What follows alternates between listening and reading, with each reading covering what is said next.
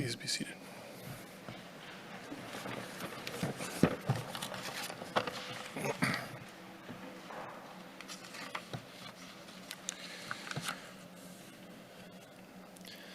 So today we remember the conversion of St. Paul, our patron.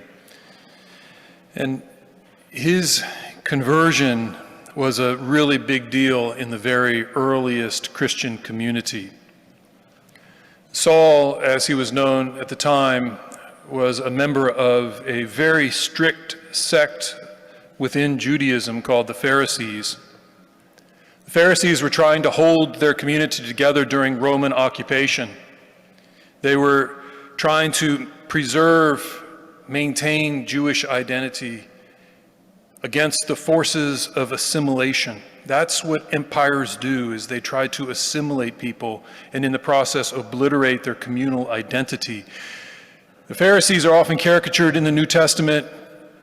Preachers like to use them as straw men and attack them for their religiosity because of their rules and regulations. But what they were trying to do was noble.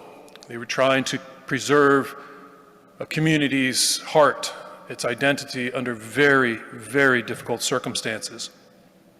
And so when good Jewish people started to believe that Jesus rose from the dead, when they started to gather with other people, other Christian followers, for community, for prayer, for fellowship, when they started, even worse, telling their friends about this Jesus, well, the Pharisees took notice, and you can see why.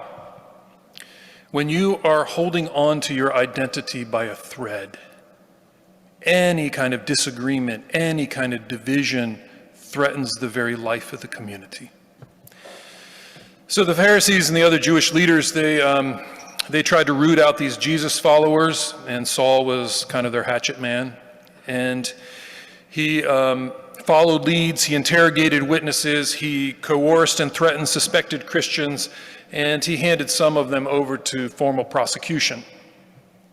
All the while, you heard him in this testimony from Acts.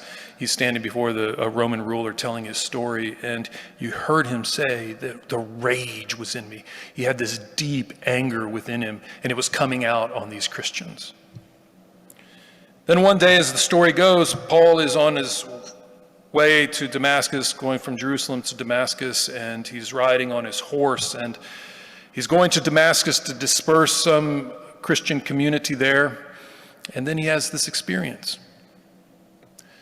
The details of the experience differ from his telling of it in Galatians and the telling of it here and the telling of it earlier in Acts. But what the common thread through them all is that Paul experiences this bright light, and he hears a voice. He hears a voice speaking to him, and he says that in this voice, Christ appeared to him. And the voice told him to stop persecuting the Christian community. Not only did it tell him to stop persecuting the Christian community, but to join them.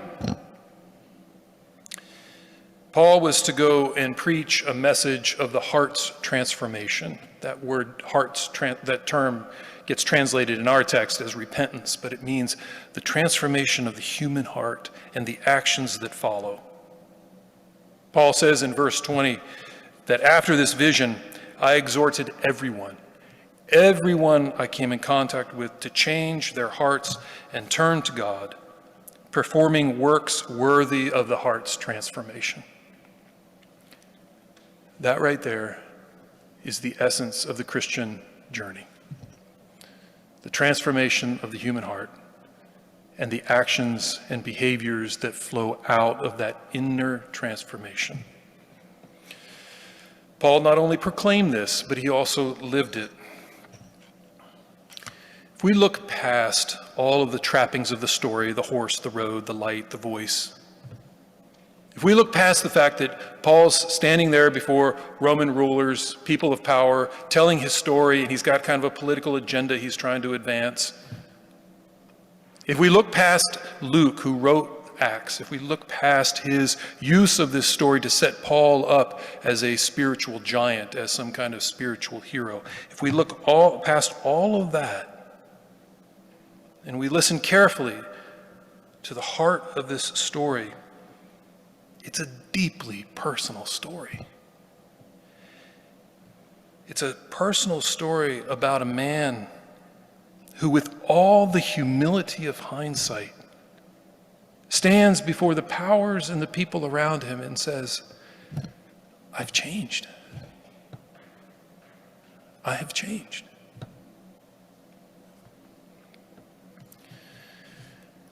The people I know in my life who are the most miserable are the people who never really change. They seem trapped in their own histories, in their own struggle to make it all work, in this strange desire to be consistent even if they're wrong. They never seem to take a real hard look at the subterranean forces within them, forces that almost control their actions and behaviors in the world. Whether one day or on a daily basis, we all must eventually reckon with who we are. Each of us has to just stare down our past at some point. And the spiritual life beckons us to come and map out your interior light and shadow. Look inside and find out where those shadows are and also where the light is. I don't want to make the details of Paul's conversion experience normative for us in our experience, because I don't think it is. But the pattern is universal. When he was confronted with the facts of his life, when it's as if a mirror was held in front of him and he could see who he really was, he could see all of the anger, all of the rage, when he was shown who he was and what his behavior was, and at the same time offered another way of life, another way of love that, however radical, however embarrassingly different it was going to be from where he was, however painful to go into that new life, when he saw who he was and when he was offered another way, he took it. He took the opportunity to change when that opportunity came along. In his words in verse 19, I was not disobedient to the heavenly vision. It's been my experience as a pastor and as a human being just moving through the world that we are most open to this transformation of our hearts when we are most vulnerable. I kind of wish it wasn't that way. I wish we could just get on a winning streak and stay on it, but it's usually when we don't that we have an opportunity to grow. It's when we get knocked off our horse. It's when we are thwarted from that destination we've been pursuing, whatever that destination is, and it's different for all of us. It's when our patterns and our habits and our behaviors that we feel that we just have to stick it out are getting us nowhere. It's then that maybe, just maybe, we might have this smidgen of humility, just enough humility to crack open the door of our heart and let the love and the life that's in there flow out, and let that love and that light flow in.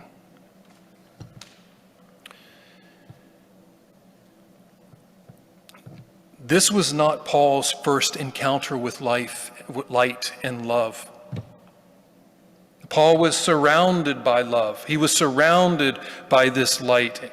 I will bet all the money in my pockets that the people he persecuted showed him the power of sacrificial love.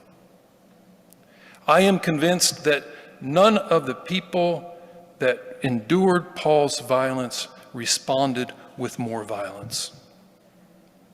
There is no way that he could investigate these churches with any depth and not discover how much they loved each other, how much they were willing to die for one another, die at his hands. He was not ignorant of love. It was all around him. But it's only when he got knocked off of his horse that he was open to experiencing it.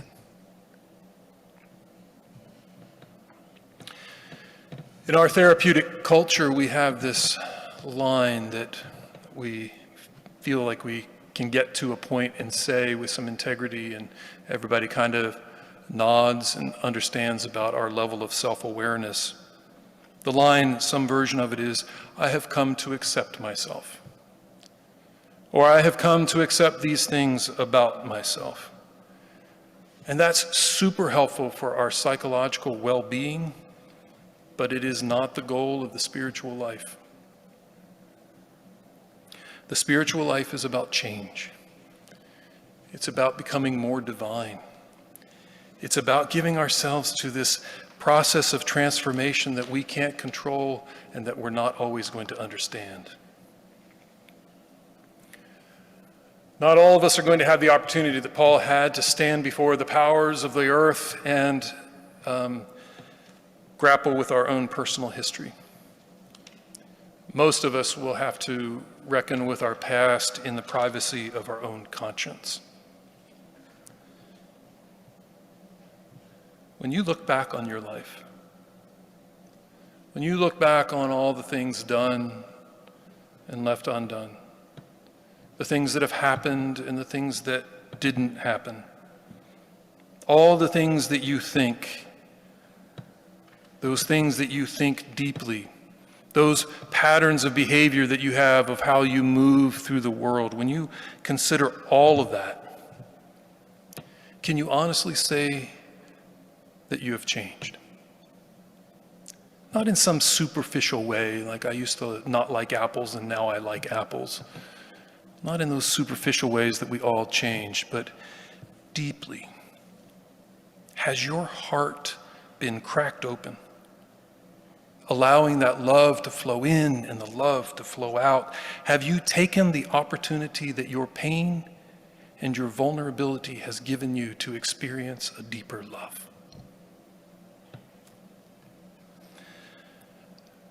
The most spiritually significant thing that any of us can ever say about our lives is, I have changed. And that is a life worthy of the heart's transformation.